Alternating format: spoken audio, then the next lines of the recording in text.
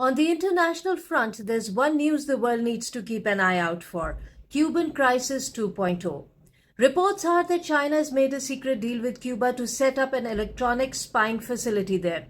That's barely 100 miles from the coast of Florida. Such a facility would allow China to intercept all sorts of confidential civil and military electronic communications coming out of the United States. In return, China will pay Cuba several $billions.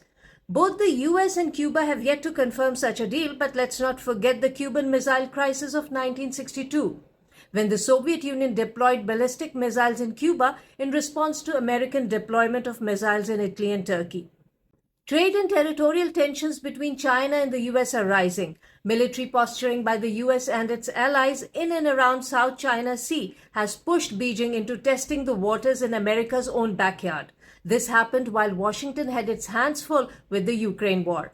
No wonder it felt like the US was caught off guard with this China-Cuba dalliance.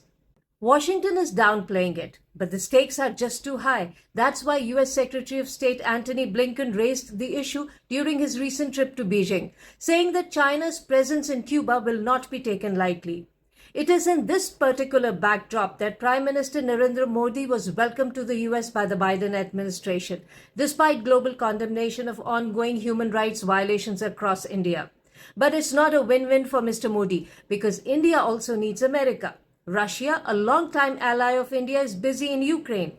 China's regional influence is expanding, violence in Indian-occupied Kashmir is increasing, and ethnic clashes in Manipur are threatening to spill over to the seven sister states of India. That's why New Delhi is desperate for outside support to balance its position in Asia.